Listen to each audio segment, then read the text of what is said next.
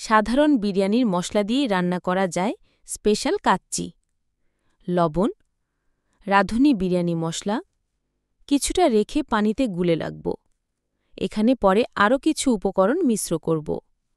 1 table চামচ পরিমাণ আদা বাটা, 3 কেজি মাংসের জন্য 1 কাপ টমেটো সস, 300 বা 350 গ্রাম টক দই। হাত দিয়ে ভালো করে মাখিয়ে নিব। ঘি এবং সাদা তেল দিয়ে ভাজা পেঁয়াজ বেরেস্তা আবারও ভালো করে মিশ্র করে নিব। এবার দিলাম 2 কাপ পরিমাণ লিকুইড দুধ। আবারও মেখে ঢাকনা দিয়ে রেখে দিব 1 ঘন্টা। মাংস দ্রুত সিদ্ধ করতে খোসাসহ 1 চামচ কাঁচা পেঁপে যোগ করব। আবারও মাখিয়ে রাখব 15 থেকে 20 মিনিট। চাল সিদ্ধ করার জন্য দিলাম কিছু গোটা মশলা, 2 টেবিল চামচ গুঁড়া দুধ, পরিমাণ মতো লবণ, পরিমাণ মতো সাদা তেল। এবার বলক আসার অপেক্ষা। এবার বেরেস্তা ও 1 চামচ চিনি দিয়ে ভালো করে ম্যাশ করে মিশিয়ে নিব গুলিয়ে রাখা মশলার সাথে। 1 টেবিল চামচ সাদা তেল, 1 টেবিল চামচ গুঁড়া দুধ।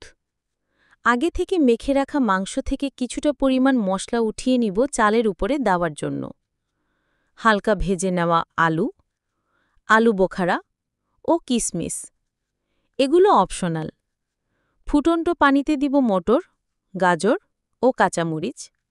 এবার দিলাম ভিজিয়ে রাখা 1 কেজি 500 গ্রাম পরিমাণ চাল। উপর থেকে কিছুটা পানি নিয়ে দিয়ে দিব ম্যারিনেট করা মাংসের উপরে।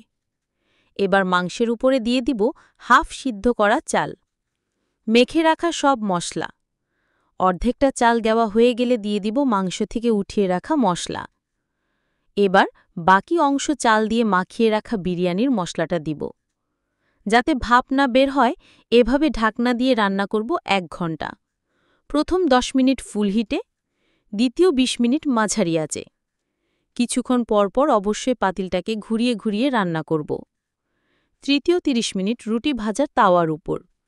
1 ঘন্টা পর আলহামদুলিল্লাহ, দেখুন কত সুন্দরভাবে মাংসটা সিদ্ধ হয়েছে। বিশ্বাস করেন, এত সুন্দর ঘ্রাণ যা কিনা সুগন্ধি ব্যবহার কাচ্চিকেও হার মানাবে।